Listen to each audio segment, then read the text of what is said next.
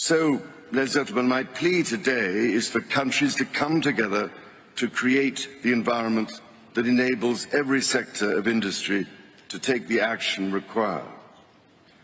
We know this will take trillions, not billions of dollars. We also know that countries, many of whom are burdened by growing levels of debt, simply cannot afford to go green.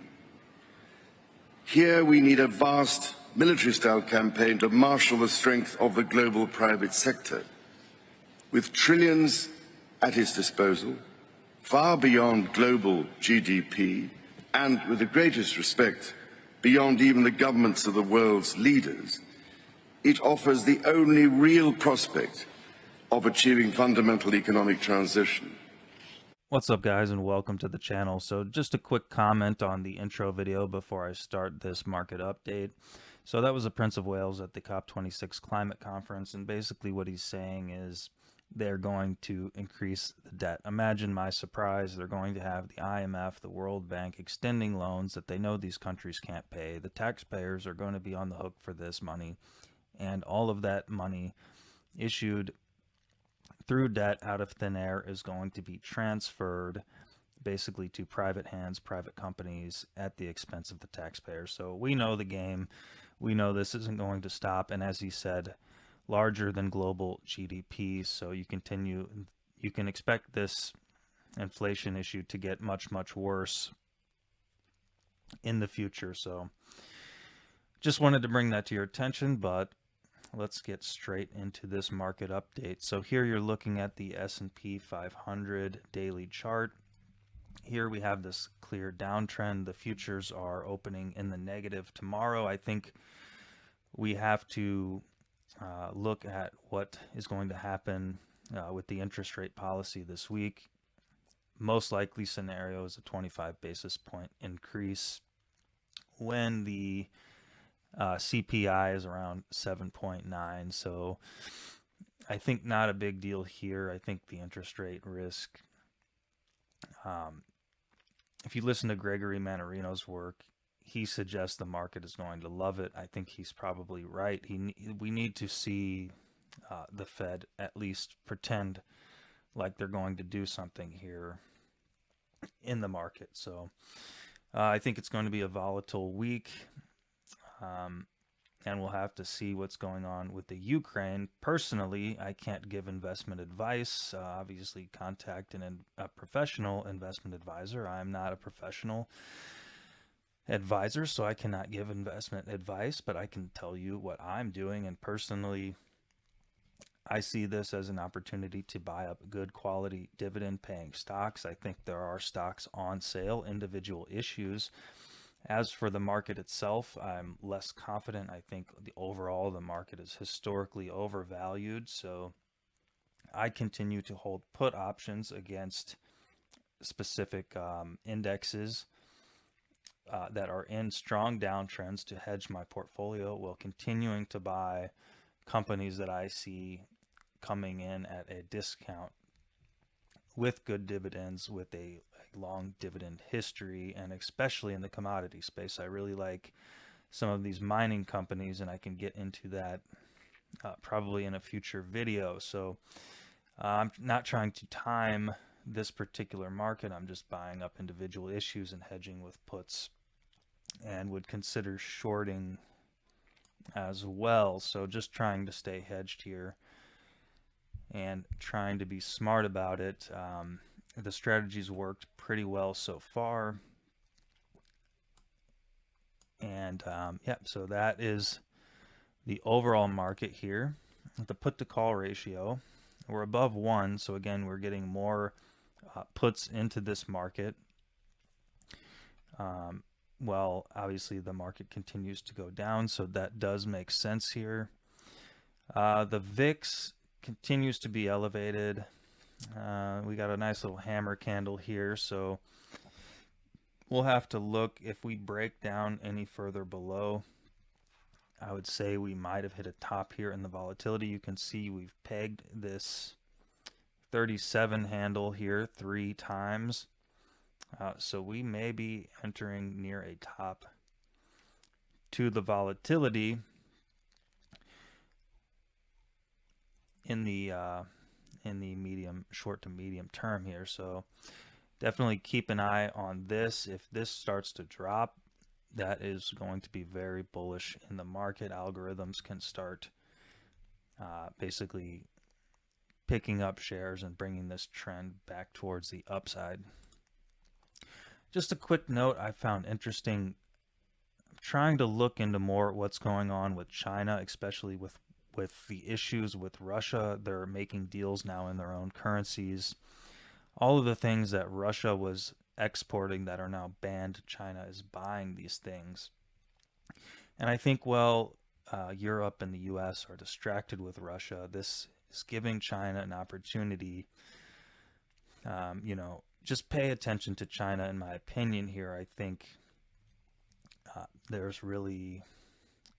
I think they're going to take advantage of this situation, and I think they're going to be the big winner here. Obviously, war is a lose-lose, and there's a lot of destruction of capital, and so I think that's what we're seeing here. But this Chinese market here was up here.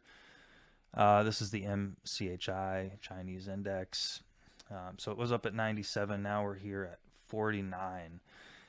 So this thing continues to get slaughtered. It's down almost 50%. So the stocks now in this market are twice as cheap as they were. And I know Charlie Munger, and at least, yes, Charlie Munger is buying Alibaba. I think I would like to see a clear reversal here before starting to get in. I'm not trying to catch a falling knife. I mean, this chart looks terrible, but the fundamentals, I think, couldn't be better with the world distracted in Europe now.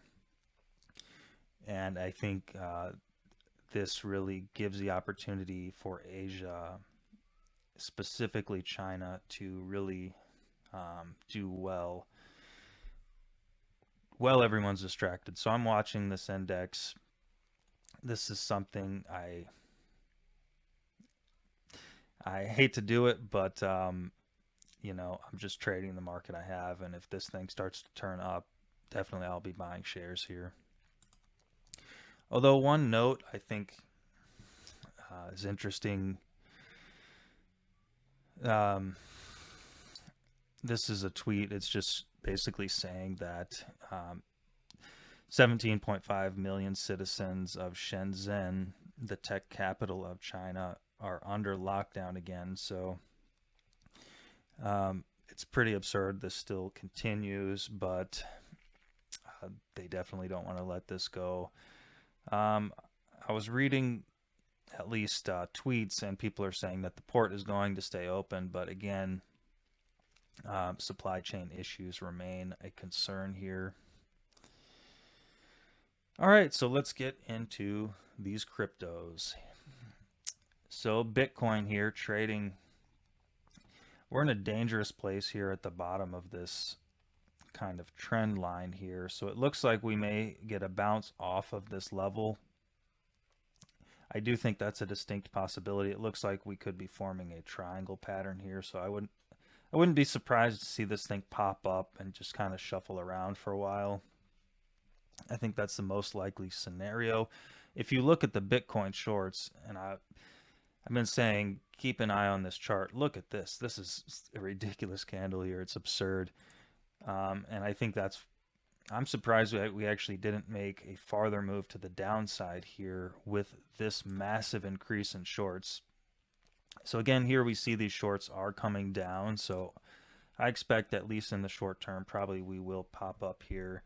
The fact that it's showing a lot of resilience with that amount of shorts is definitely interesting, but we've got a lot of resistance up here around 45,000. So that's going to be, I think, difficult to break above that, in my opinion. If I look here at if I can pull up the weekly chart.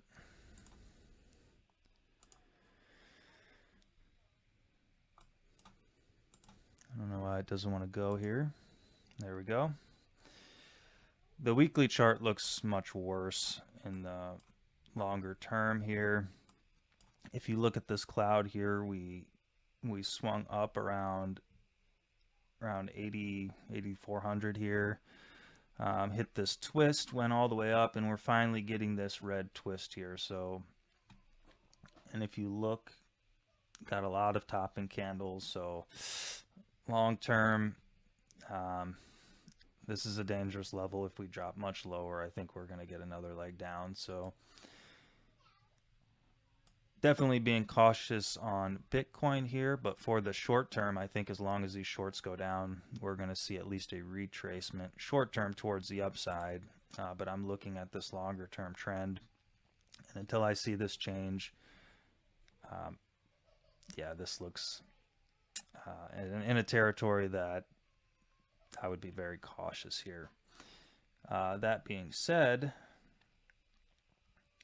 this pattern looks very similar to what we've seen over here. So if you see some volume coming in and a large candle, all that's out the window, and we could see a large move to the upside. So we're in a neutral position here. It's really hard to predict until we get a clear either breakdown or break up through these key levels here again. That key level being around, I think, 45,000. And to get into Monero, we're beginning to get a twist here. We've got a buy on this technical indicator, broke up above this trend line, had a nice retracement, testing this trend line, bouncing off of it, and getting this twist. So got some volume coming in too. Personally, this is starting to look a lot better. We are still in a downtrend overall, but this is an area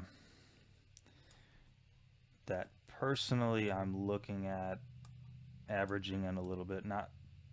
Nothing too crazy, but you guys know I'm trying to find more ways to use crypto. So just to get some more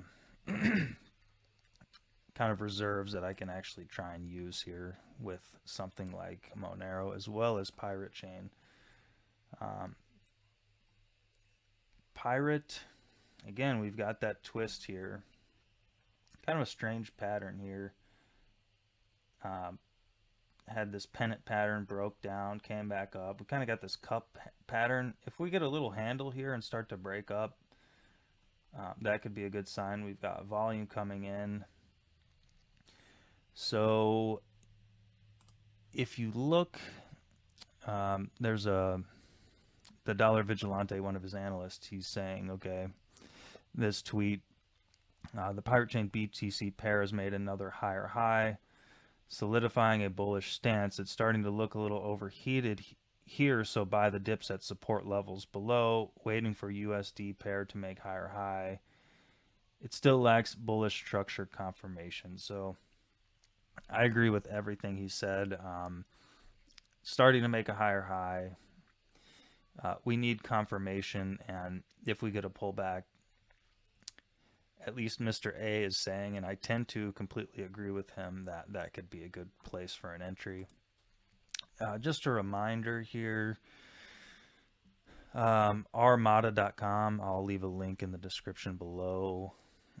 These are businesses that accept Pirate Chain, and in addition, if you have a business, you can post it here and accept Pirate Chain yourself. So I think these are really the solutions that I'm looking for in the future. This is how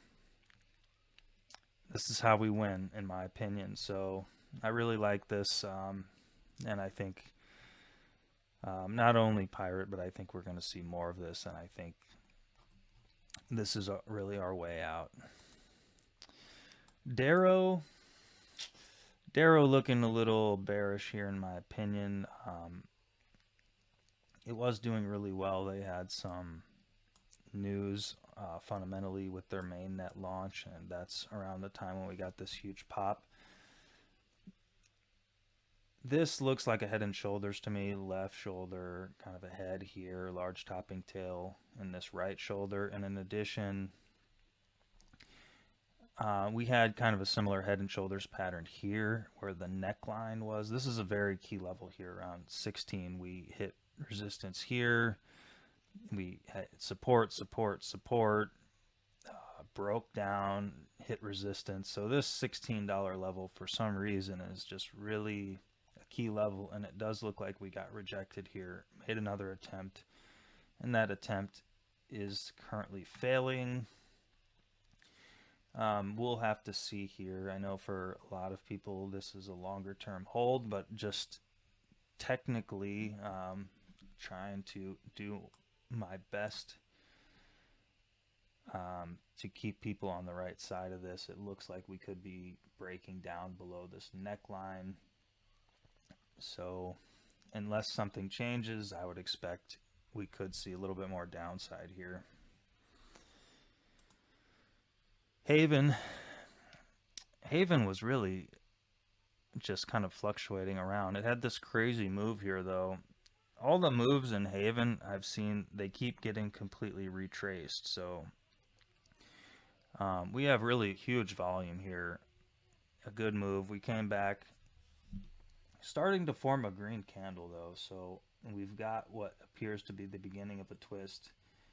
If we get some more volume coming in, this, in my opinion, if we form this basically higher low and get confirmation, the momentum does appear to be turning. And obviously I warned about this way back here, that this thing was tanking.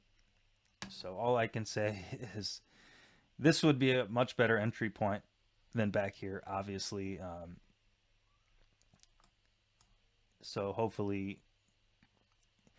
it could be a decent place to enter here. It's really tough to say, but this thing's really gone down a lot, and people who really are interested in this project, it's an interesting area to look at for sure.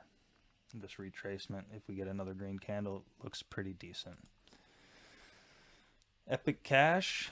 So Epic Cash is down on the day, 5% or so.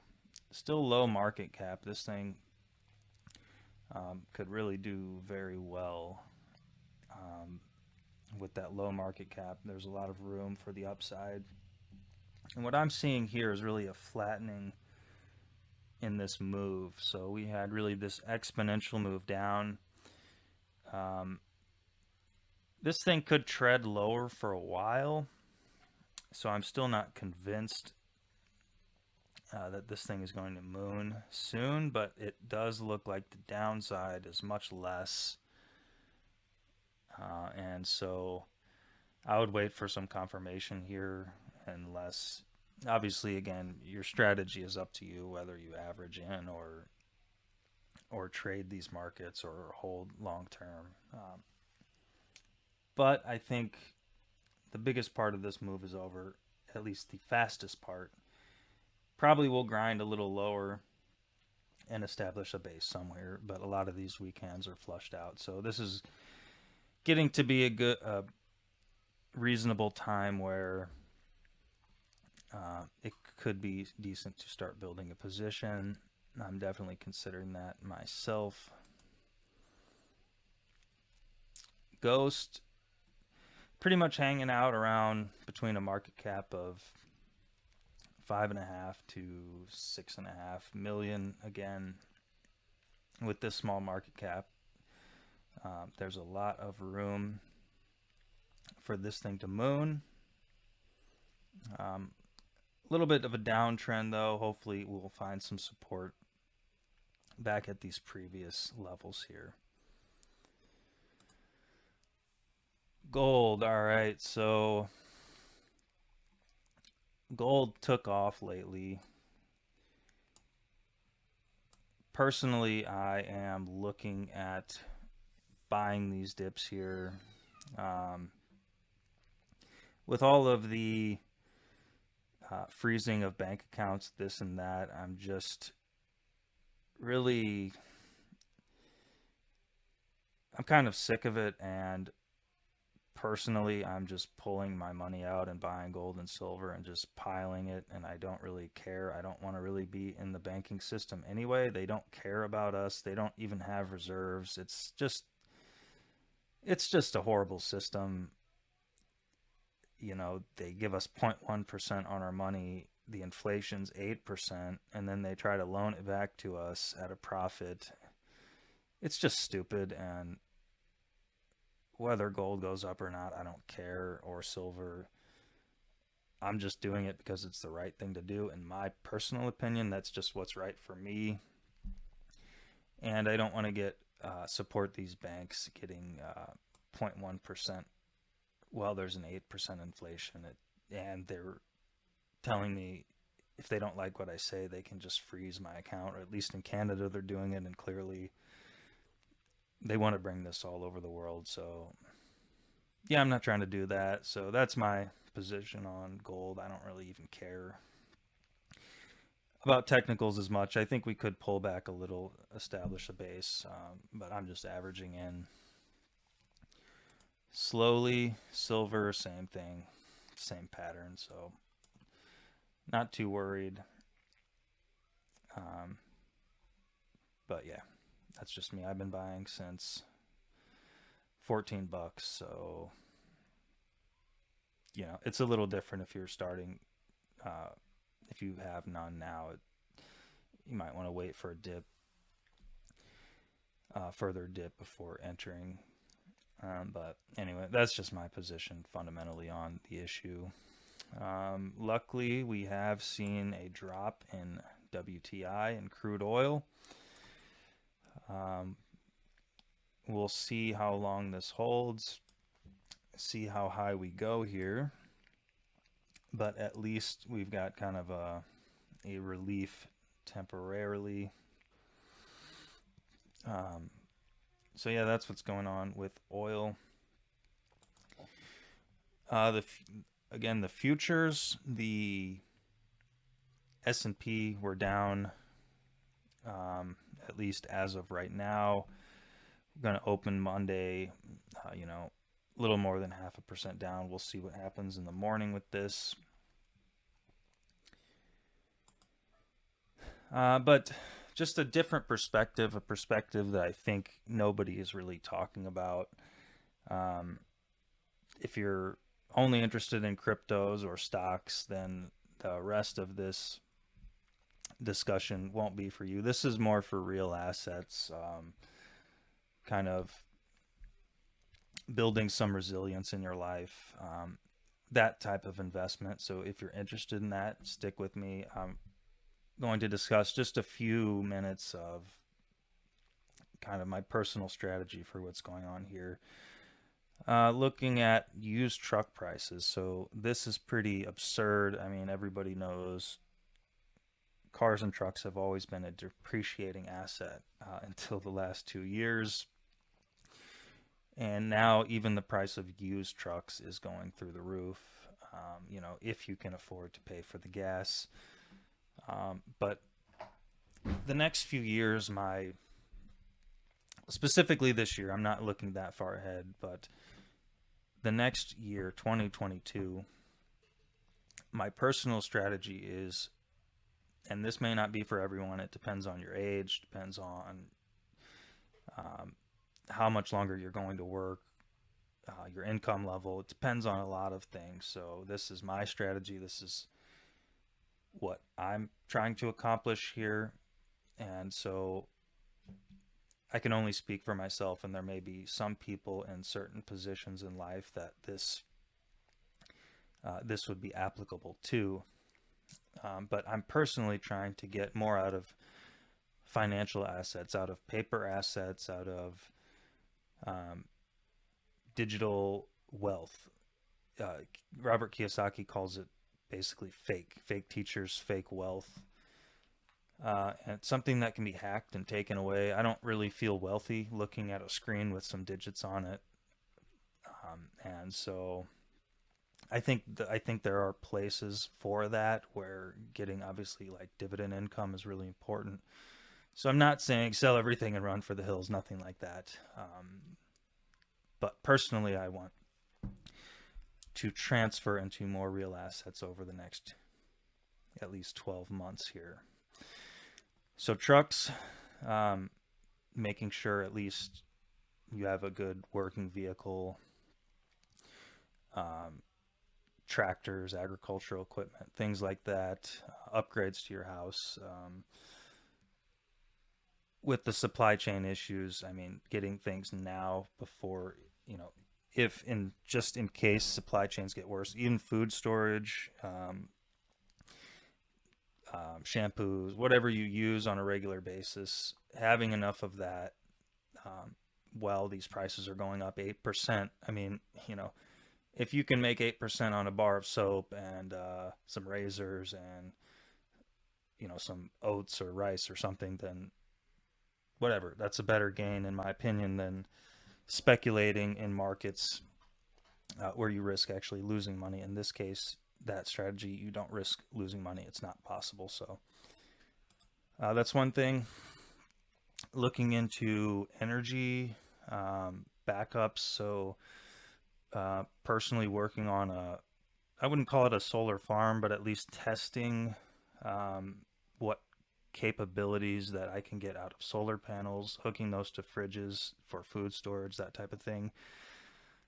So I think getting backup energy supply, especially with rising fuel prices, could be a good idea. And that way also, if there's some cyber pandemic or anything like that, if the electric goes, even if there's just a storm, if literally nothing happens but just normal stuff, it seems like a good idea to me. Another thing, like shipping container homes, there's ways that you can actually reduce your taxes through things like this, but that's a talk for another day. I think the most undervalued asset currently is timberland. I know a lot of people like investing in farmland. Farmland, you get a return, you have a product that's being produced, and so I think farmland is still a decent value, but the prices have gone up a lot. This is a property here. It's 90 acres for $155,000, so it's less than $2,000 an acre. I mean, to me, that's ridiculously cheap. With timberland, you can cut it into different parcels, sell it off. You can build. Some people use it for hunting land. There's a lot of different things you can do with that, or just as store of wealth to get out of fiat. There are other things you can do, like agroforestry, silvopasture, this is called. Basically, you have either a food forest or a tree forest for the lumber. You can have, beef cattle, that type of things. I'm looking into personally land and considering trying to raise money to do deals for something like that, or different real estate deals that are cheap. If you're interested, or if you are doing any type of thing like that, feel free to DM me on Twitter, that type of thing. Another thing that I just think is an opportunity that's undervalued might sound crazy, but precast concrete. This looks like a very expensive house to me. Concrete is cheap, and it's really not hard to do. These are just basically slabs of concrete that are a few $100s, and if you can engineer them correctly, they turn into the most expensive, $1 million houses. So with the combination of like agricultural cheap timberland, precast concrete, these different modular constructions, solar, wind, these are the type of investments that I'm personally looking at. I think the time window is narrow, and with the money printing, I think these things are really a very low risk way to get your money into real assets. And so that's kind of my investment strategy. I'm getting more away from stocks and cryptos, and I I want to use those as a tool, but just as a diversification. This is just a personal preference, so let me know what you think, if there's any other ideas. I think there's a lot can be done. I think we got to start building our own supply chains, our own, obviously with the cryptos, our own transaction network, that thing. So yeah, a lot to talk about, a lot of opportunities. I'm excited about all of it, and I'd like to hear what you think. So leave me a comment, give me a like, any of that. If you didn't like this, give me a thumbs down. It's all good. Take care, everyone. I'll see you in the next one.